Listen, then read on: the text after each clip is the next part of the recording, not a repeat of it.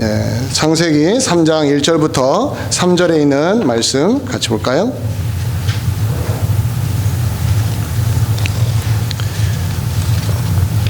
오늘 말씀 창세기 3장 1절부터 3절까지 말씀입니다. 제가 한 절, 여러분들이 한 절, 마지막 3절은 함께 읽겠습니다. 제가 먼저 읽습니다. 그런데 뱀은 여호와 하나님이 지으신 들짐승 중에 가장 강교하니라. 뱀이 여자에게 물어 이르되 하나님이 참으로 너희에게 동산 모든 나무의 열매를 먹지 말라 하시더냐. 여자가 뱀에게 말하되 동산 나무의 열매를 우리가 먹을 수 있으나 않겠습니다.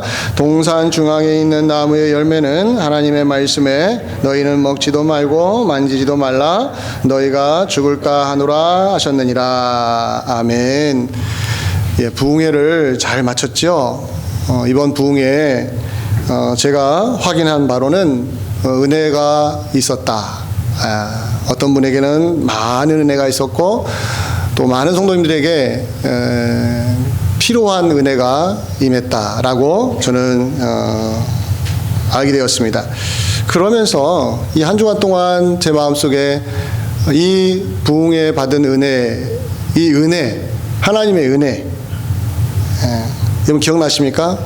부흥 강사 목사님이 하나님의 은혜가 뭐냐 했을 때 간단하게 정리했잖아요. 저도 그걸 아주 강조했던 부분인데 하나님과 가까워지는 것, 이것이 하나님의 은혜입니다. 이게 은혜가 충만하면 가까워지는 거고 은혜가 없어지면 멀어지는 거고, 그 연장선상에서 오늘 저는 말씀을 좀 준비했어요. 그래서 오늘 설교 제목을 은혜 안에 머물려면 이렇게 정했습니다.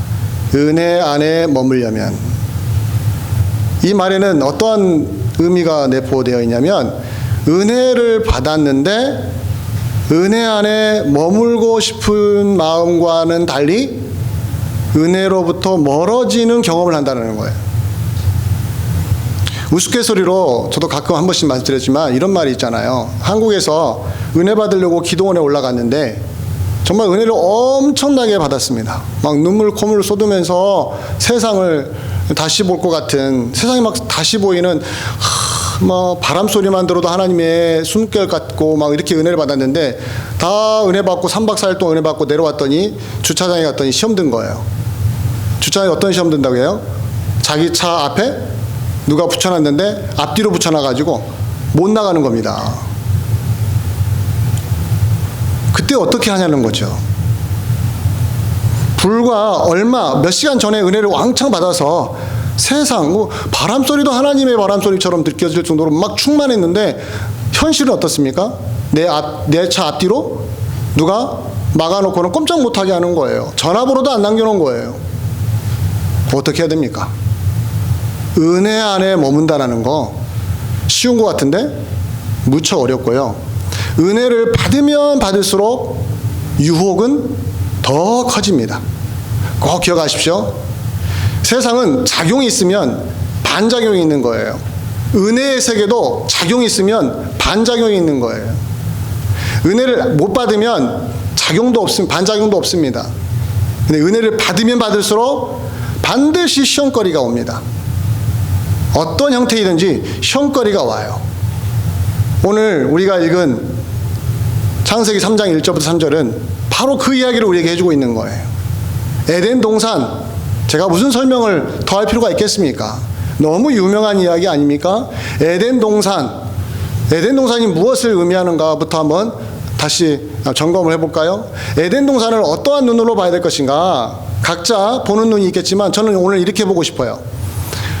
에덴 동산은 이 지상에서 하나님의 은혜가 가장 완벽하고 충만하게 임한 곳이다. 그 그림을 이 에덴 동산이 보여주고 있는 것입니다. 잘 기억하십시오. 에덴 동산이 우주 밖에, 지구 밖에 있었지 않아요. 중동 지방 한 지역에 에덴 동산이 있었어요. 지금은 없지만 있었습니다. 그 에덴 동산을 하나님이 만들어 놓고 그곳에 아담과 하와를 살게 하고, 그리고 하나님도 그 에덴 동산에서 거니셨습니다. 아담과 하와와 함께. 근데 이것이 무엇을 우리에게 의미하냐면 하나님의 은혜가 얼마나 가득하고 충만해질 수 있는가, 그리고 그 은혜 속에서 사는 사람은 얼마나 행복하고 즐거운 삶을 살 수 있는가, 이걸 우리에게 보여주는 거예요. 왜? 우리는 이 땅을 살면서 에덴 동산과 같은 삶을 누리지를 못하니까. 아무리 누리고 싶어도 에덴 동산처럼 누릴 수 없어요. 그렇다고 에덴 동산과 같은 그 은혜를 못 누린다고 우리에게 은혜가 없느냐? 그렇지 않습니다. 은혜가 임하면 에덴 동산 비슷한 것을 우리가 경험하기 때문에, 이 에덴 동산 이야기는 하나님이 이렇게까지 에덴 동산에 충만하게 임할 수 있고 그 임한 곳에 사는 사람이 얼마나 행복하게 살 수 있는가를 보여주면서 우리로 하여금 그걸 사모하게 하고 간절히 원하는 마음 품게 하고, 그리고 중간중간에 이번 부흥회처럼 어떤 시점에 말씀 한 구절 읽다가 기도 한번 하다가 새벽예배 한번 나왔다가 엄청나게 쏟아지는 은혜를 맛보면서 또 생각해보는 거예요. 이것이 에덴 동산에서 아담과 하와가 맛봤던 은혜의 그 축복인가? 한번 이것을 우리 같이 한번 돌아보자는 것입니다. 자, 은혜 받는 것은 우리가 획득할 수가 없어요. 은혜는 받는 것입니다.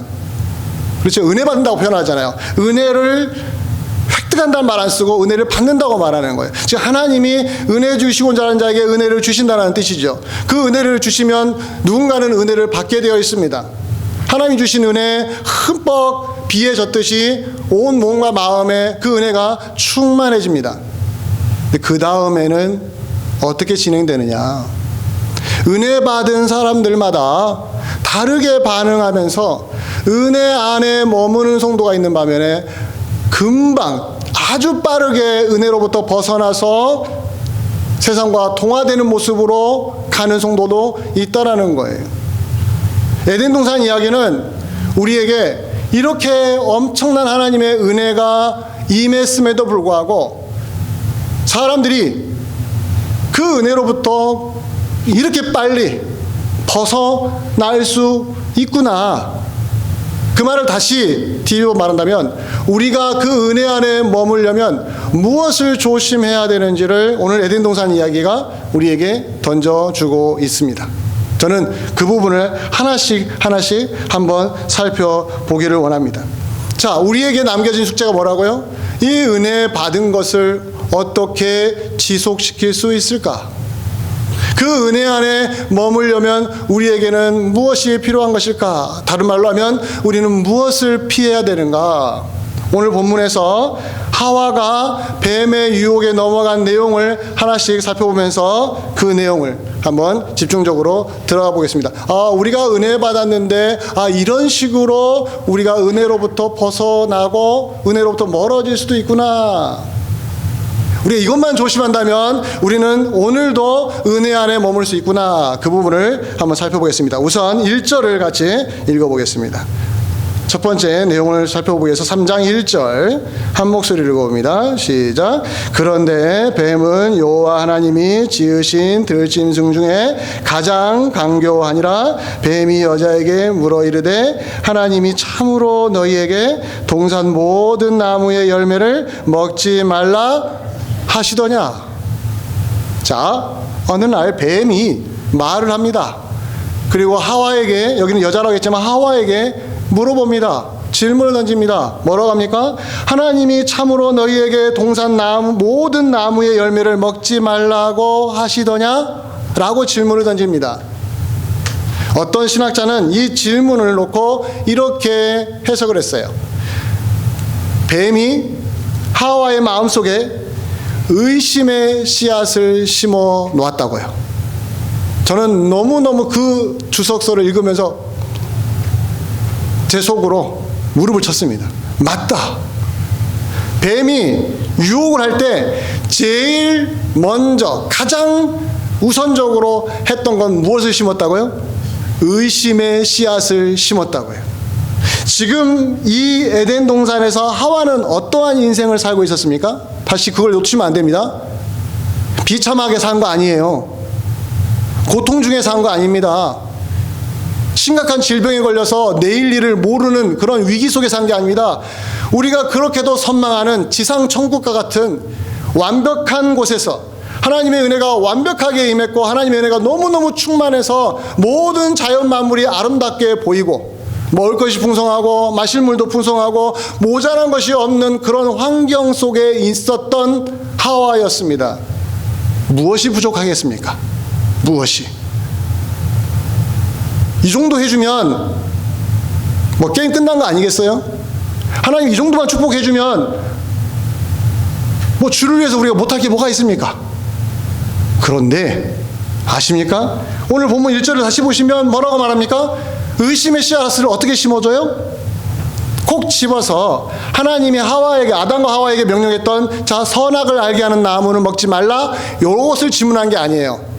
자, 여기서 뱀이 이렇게 질문하지 않았잖아요. 자, 하와 잘 들어봐. 하나님이 너에게 선과 악을 알게 하는 나무의 열매를 먹지 말라고 하더냐? 이렇게 물어보지 않았습니다. 그건 의심을 부추기는 말이 아니라 사실을 확인한 것뿐인 거예요. 의심을 부추기려면 사실을 직시하면 안 됩니다. 더 넓게 말해줘야 됩니다. 그 마음을 파고들기 위해서. 그래서 뭐라고 합니까? 에덴 동산에 있는 모든 나무의 열매를 먹지 말라고 하더냐? 분명히 아니거든요. 하와가 딱 그 이야기를 들었을 때 어떤 느낌이었을까? 하와의 속마음이 드러난 거 아니겠습니까? 하나님이 뭐라고 말씀하셨죠? 에덴 동산에 있는 모든 나무에 어떤 열매도 먹지 말라고 했습니까? 그렇지 않지요. 창세기 2장 16절 17절을 제가 좀 인용을 하겠습니다. 뱀이 유혹하기 전에 하나님이 아담과 하와에게 이런 말을 해줬어요. 같이 한번 읽어볼까요? 시작. 여호와 하나님이 그 사람에게 명하여 이르되 동산 각종 나무의 열매는 내가 임의로 먹되 선악을 알게 하는 나무의 열매는 먹지 말라. 내가 먹는 날에는 반드시 죽으리라 하시니라. 이 나무 중에 많은 각종 나무의 열매는 네가 마음대로 먹어라. 마음대로 먹어라. 그런데 딱 하나는 먹지 마라. 선과 악을 알게 하는 나무의 열매는 먹지 말라. 이것이 하나님이 분명하게 아담과 하와에게 주신 명령이죠. 아담과 하와는 이걸 정확하게 알고 있었습니다. 근데 뱀이 어떻게 유혹에 들어와요? 선과 악을 알게 하는 나무의 열매를 먹지 말라고 하는 하나님의 말씀을 어떻게 말하냐면 어떠한 나무의 열매도 먹지 말라고 하시더냐라고 해서 이 하와의 마음속에 있는 뭘 부추긴 거예요? 예. 혹시라도 하와의 마음속에 있는 어떤 뭔가 의심스러운, 의심하는 마음이잖아요. 이걸 기가 막히게 캐치해내서 이걸 들추어냈습니다. 아니나 다를까 하와가 어떻게 반응했습니까? 이 의심의 씨앗을 딱 심어줬는데 정확하게 걸려들었어요. 여러분, 바다 낚시할 때 낚싯바늘에다가 지렁이 해놓고 딱 내리잖아요. 물고기 얼마나 많이 돌아다닙니까? 그렇죠? 그 많은 물고기 중에 딱 한 마리가 뭘 물어요? 예, 그 낚싯바늘을 물지 않습니까? 그 지렁이를 물면 어떻습니까? 끝난 거지요. 끝난 거죠. 마찬가지인 거예요. 뱀의 유혹이 하와의 그 마음을 파고들어서 의심의 씨앗을 딱 심어주면서 아니나 다를까 이 의심의 씨앗을 심어 놓으니까 하와가 어떻게 반응했냐면 본문을 한번 볼까요? 3장 3절을 보겠습니다. 하와가 뭐라고 했냐면 3장 3절에 이렇게 말합니다. 동산 중앙에 있는 나무의 열매는 하나님의 말씀에 너희는 먹지도 말고 만지지도 말라 너희가 죽을까 하노라 하셨느니라. 참 뉘앙스를 잘 들어보세요. 하나님은 아까 제가 창세기 2장 16절 17절에서 하나님이 아담에게 정확하게 지시했던 말씀 뭐예요? 너는 너와 이제 하와를 다 말하죠. 선악을 알게 하는 나무의 열매는 먹지 말라. 그 다음에 뭐라고 했습니까? 먹는 날에는 반드시 죽는다고 했잖아요. 반드시. 먹지 말라고 했지 만지지 말라고 안 했죠. 먹지 말라고 했습니다. 반드시 죽는다고 했습니다. 근데 하와가 뱀의 유혹을 받자마자 그 마음에서 탁 튀어나온 말이 뭡니까? 동산 나무의 중앙에 있는 이 나무는 하나님 말씀에 먹지도 말고 먹지 말라는 정도가 아니라 아예 만지지도 말라. 그 다음 하나 더 했어요. 죽을까 하노라. 반드시 죽는다와 죽을까 하노라 사이에 이 갭을 보시라는 거예요. 바로 뱀의 유혹이 왔을 때에 의심의 씨앗을 심어놓은 그 작전이 성공한 것이 뭐냐면 바로 이것입니다. 하와가 평소에 어디에 관심이 있었어요? 그렇게도 많은 나무의 열매는 매일매일 먹으면서 얼마나 좋아요. 근데 계속해서 눈과 귀는 어디로 가 있었어요? 선악을 알게 하는 나무, 그 한 나무에 있는 열매만은 왜 하나님이 먹지 말라고 하셨을까? 이게 계속 궁금한 거예요. 이 궁금하면 못 참잖아요, 사람이. 궁금하면 못 참아요.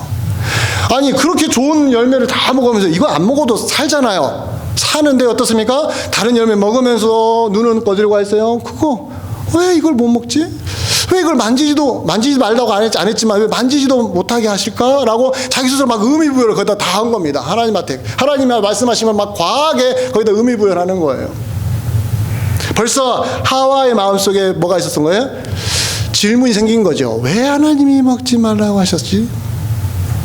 이걸 못 풀어냈어요. 아니나 다를까 그 틈을 뱀이 어떻게 해요? 유혹합니다.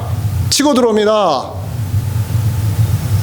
울고 싶었는데 뭘 때린다고 그래요? 뺨 때린단 말이 있죠.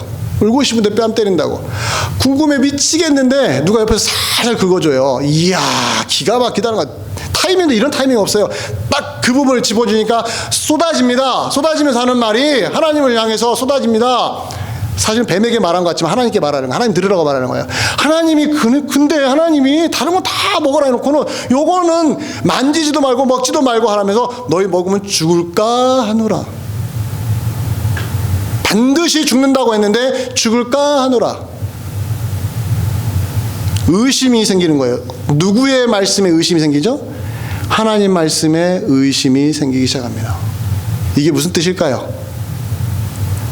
하나님의 은혜가 가장 강력히 임했던 에덴 동산에서 의심의 씨앗을 심어주니까 아니나 다를까 그 의심이 누구를 향했습니까? 뱀의 유혹을 받았는데 화살은 누구에게 갔어요? 하나님께로 가면서 하나님이 왜 이 나무의 열매만을 먹지 못하게 할까? 왜 만지지도 못하게 할까? 왜 죽는다고 위협했을까? 죽을까 하노라. 위협했다는 거예요. 협박했다는 거죠, 나를. 굉장히 기분 나쁘다는 거예요, 하와의 마음에는. 결국은 은혜가 왜 떨어지고 멀어지고 없어지느냐? 은혜 받을 때는 하나님 말씀하시면 아멘 했던 내가 어느 순간 의심이 들면서 어떻습니까? 아멘이 노멘이 되는 거예요. 노멘이. 예스맨이 됐다가 노멘이 돼버리는 것입니다. 그게 어디서부터 오냐면 요 말씀이 그렇게 걸리는 거예요. 요 말씀이 어떻게 돼요? 성도님 중에 그러잖아요.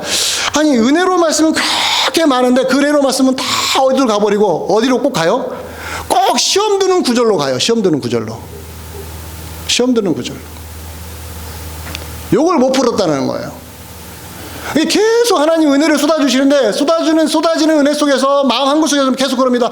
하나님, 그 구절이 이해가 안 되는데요. 그 구절이 무슨 뜻일까요? 그 구절이 어떤 의미일까요? 계속 내 마음에서 막 독버스처럼 그게 계속 남아있는 거예요. 혹시 여러분 중에 그런 마음이 있습니까? 은혜 받으려고 했을 때 여러분 마음속에 딱 떠오르는 이 말씀은 도저히 내가 용납할 수가 없어 하는 구절이 있습니까? 사단은 바로 그 말씀을 동원해가지고 우리를 유혹합니다. 의심하게 만드는 거예요. 그 작전은 100% 성공하더라고요. 쳐내야 됩니다. 나는 모르고 하나님의 뜻은 분명하다라고 선언을 해줘야 됩니다. 여기서 하와가 어떻게 말했어야 돼요? 자, 동산나무에 어떤 열매도 먹지 말라고 하더냐? 딱 했을 때 뭐라고 합니까? 다 먹어도 좋지만은 이 나무는 먹지 말라, 반드시 죽는다 했으니 나는 절대 안 먹어 라고 선언을 했어야죠. 이게 벌써 하나님 말씀이라 분명한 이해 아니겠습니까? 근데 의심이 드니까 그러지 못하는 거예요. 자, 그 다음 단계가 중요합니다. 자, 이렇게 의심의 씨앗이 딱 심어지면 뱀의 유혹처럼 사단의 유혹이 어떻게 우리 마음을 파고드냐면 이제는 의심을 넘어서 거짓 확신을 심어줍니다. 확신인데 거짓된 확신을 심어줍니다. 자, 볼까요? 3장 4절. 오늘 본문 3장 4절, 오늘 제가 인용을 하겠는데 3장 4절을 보면 뱀이 여자에게 이르되 뭐라고 합니까? 너희가 결코 죽지 아니할 것이다. 너희가 결코 죽지 아니할 것이다. 뱀이 무슨 자격으로 이런 말 합니까? 의도성이 있는 거죠. 하와의 마음에 의심의 씨앗을 딱 심어주면서 하와가 아니라 다를까 반드시 죽는다고 했고 나 절대 안 먹는다고 했으면 괜찮았는데 죽을까 하노라는 나름대로 여지를 남겨두니까 그 여지를 파고들고 뱀이 이렇게 말합니다. 결코 죽지 않아. 걱정하지 마.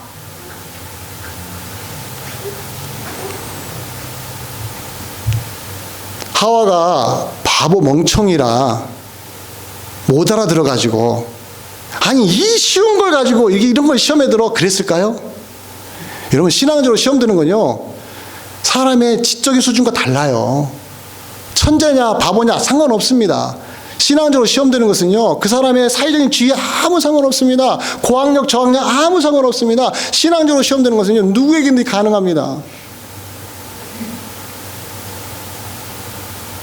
하나님은 분명히 아담과 하와에게 너는 반드시 죽어. 그거 먹으면 반드시 죽어. 얼마나 강조하셨겠습니까? 그것만 손대지 마라. 너를 위해서 내가 말한 거다. 그것만 손대지 마라. 그것만 먹지 마라. 그거 먹으면 너 죽어. 죽어. 반드시 죽어. Must die. You must die. 넌 반드시 죽어. 그랬는데 죽을까 한다. 죽을까. Must가 영어로 보면 may. may랑 뭡니까? 매우 퍼센트가 낮아지는 거예요. 한 20%? 머스트는 100%인데 may로 하면 20%밖에 안 되는 거예요. 10%, 20%? 아, 안 죽을 수도 있구나라는 여지를 계속 가지고 있었던 거죠. 이 부분을 파고들어서 말합니다. 안 죽어. 근데 어떻게 안 죽어요? 결코 안 죽어. 하나님은 반드시 죽는다 했는데 뱀은 뭐라 합니까? 절대 죽지 않아. 이 둘 사이에서 헤매는 거예요. 신앙적으로. 여러분 이스라엘 백성들 어떤 식으로 시험 든지 아시죠? 이스라엘 백성들이 얼마나 우상 숭배를 했습니까? 하나님이 그렇게도 10계명 주시면서 1계명, 2계명을 통해서 다른 신 섬기지 마, 우상 숭배하지 마, 얼마나 강조했습니까? 그랬는데 어때요? 우상 숭배했잖아요. 그러니까 하나님이 어떻습니까? 북이스라엘은 아수르에게 멸망당하고 남유다는요 바벨론을 멸망당할 것을 뭐라고 누구를 통해서 말씀하셨죠? 참된 선지자 이사야, 에레미야 선지자를 통해서 계속 선포하셨잖아요. 호세아를 보내시고 이런 선지자를 보내셔서 멸망한다, 반드시 멸망한다, 돌이켜라. 옆에 있는 거짓 선지자들이 뭐라고 하는지 아십니까? 하나님이 누구신데 왜 우리를 멸망시켜? 하나님은 그런 분 아니야. 하나님 우리가 회개하면 다 용서해 주시는 분이야. 우상 숭배? 할 수 있지. 회개하면 돼. 회개하면 돼. 그거 회개 지금 안 했다고 해서 하나님 우리를 멸망시킨다고? 아, 그런 하나님은 아니야. 라고 또 다른 목소리가 들리셨어요? 안 들렸어요? 들리니까 이스라엘 백성들이 어떻습니까? 중간에서. 이쪽 들리고 저쪽 들리니까. 참된 확신의 이야기 들리고 거짓된 확신의 이야기 들렸을 때 마음은 어디로 가요? 희한하게요. 거짓된 확신 쪽으로 흘러가요. 이상하죠. 다시 무슨 물어봅니다. 이스라엘 백성들이 바보 멍청이라고 그런가요? 아, 아니에요. 사람은 자기가 원하는 대로 가요. 자기 숨겨진 마음이 원하는 대로 갑니다. 그때 드러나는 거예요. 이스라엘 백성들은 참 선지자들이 말하는 멸망당할 것이라는 말을 듣고 싶지 않고 우리가 아무리 못된 지도 하나님은 우리를 절대로 용서하신다는 말을 듣고 싶었던 거예요. 그러니까 거짓 선지자들이 거짓말해도 그걸 참된 말로 받아들인 거죠. 또 하나 예를 들까 신약 성경에 넘어가면 뭐가 나옵니까? 주 예수를 믿으라 그래야만 너와 내 집이 구원을 얻으리라. 어떻습니까? 맞아요, 안 맞아요? 주 예수를 믿으라 그래야만 너와 내 집이 구원을 얻으리라. 예수 믿어야만 구원받는다는 거 맞습니까? 안 맞습니까? 확실하지요. 확실하지요. 그런데 교회에서 살짝 이것을 이렇게 비틉니다. 하나님은 사랑이시라. 성경에 나옵니까? 안 나옵니까?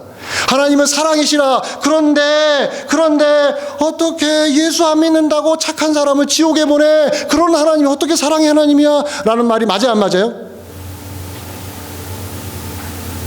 왜 이렇게 강하게 반응 안 하시지?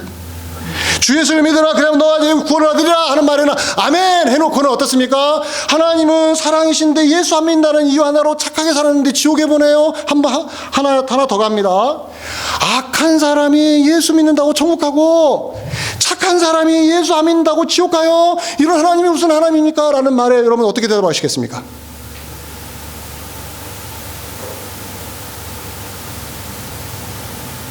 우리는 어느 쪽이 정답인지 알아요. 몰라서가 아닙니다. 성경이 분명히 선언했기 때문에 나옵니다. 그런데 왜 마음이 자꾸 가지요? 다른 쪽으로? 다른 쪽으로 가는 이유를 발견하셔야 돼요. 내 약점이 거기에 있는 겁니다. 내 약점이. 내가 고집불통이라는 소리 듣고 싶지 않고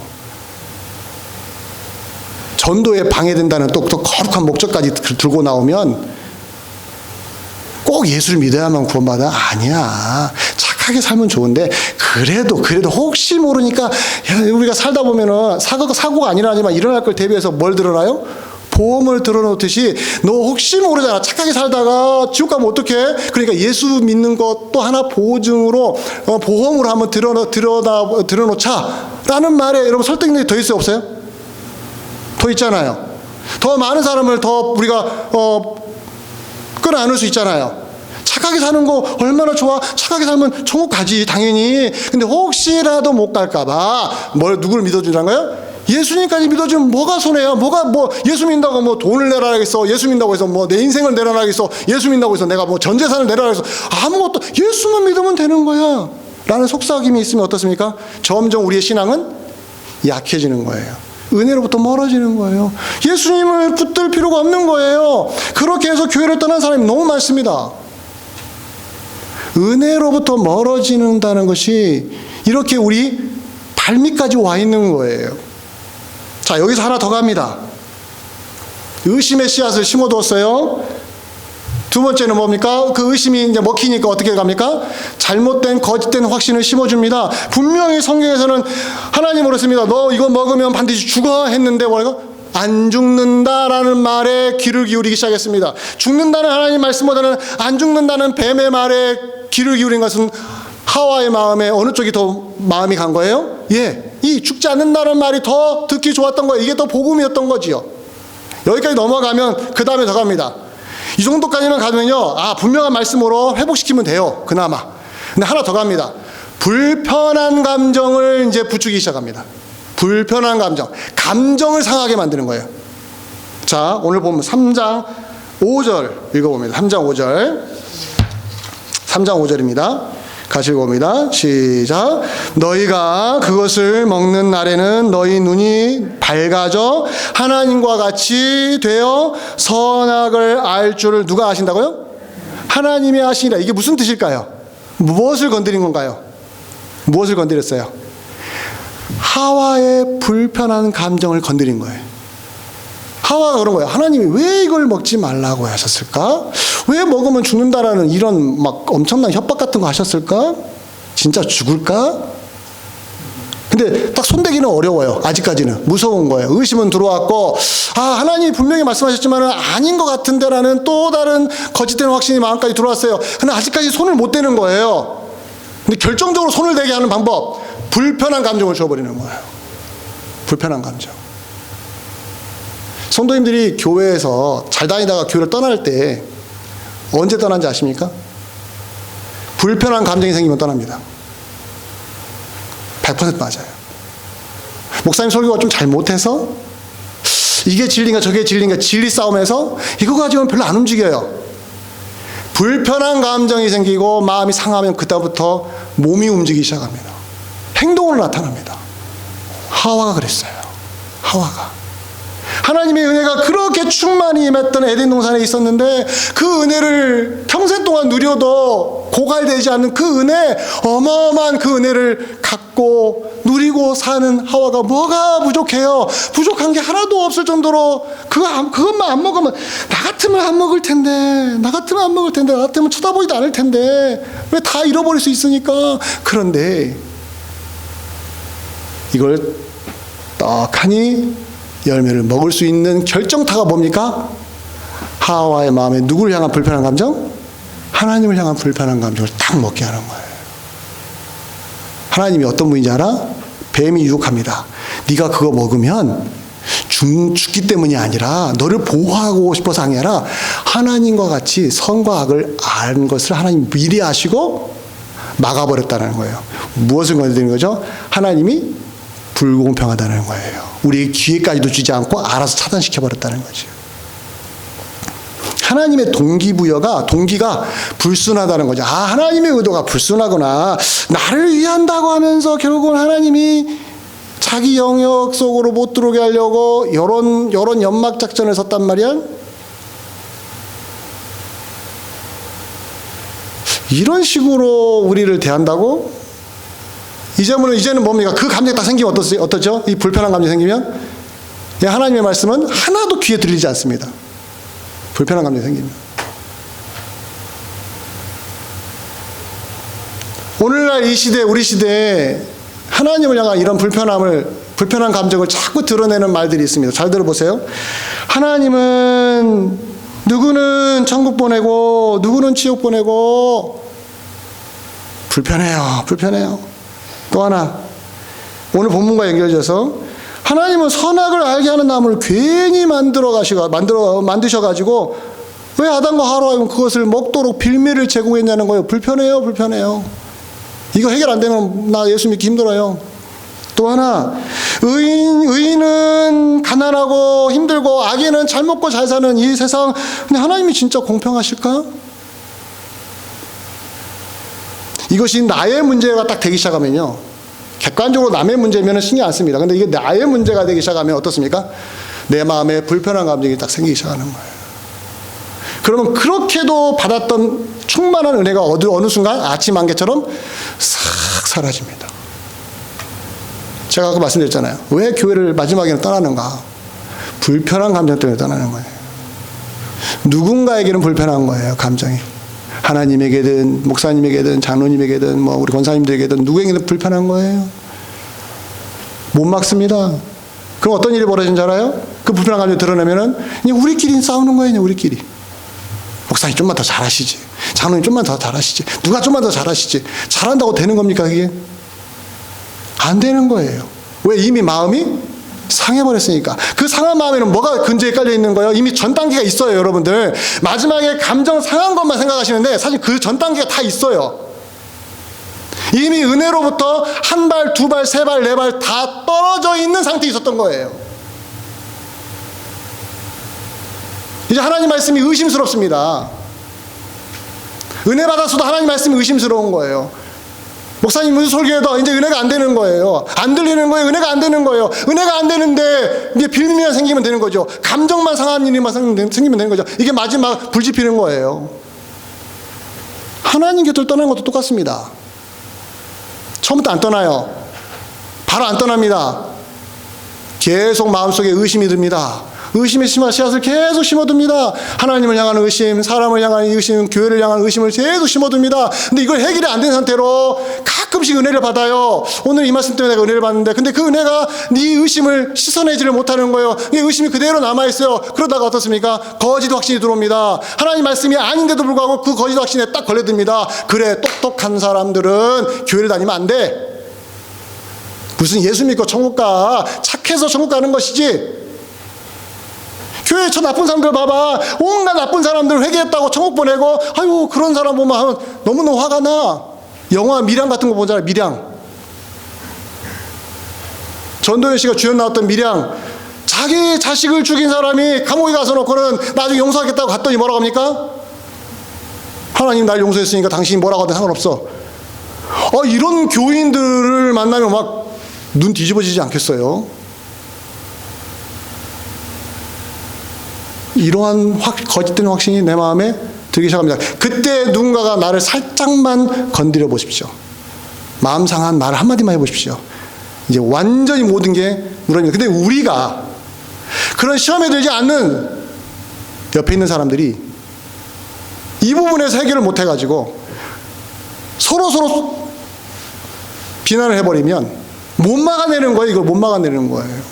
지금 뱀의 유혹이 하와에게 왔지만 하와가 또 누구로 갔습니까? 하와가 아담에게로 갔잖아요. 아담에게로. 그리고는 결국은 아담과 하와가 어떻습니까? 에덴 동산에서 쫓겨나지 않았습니까?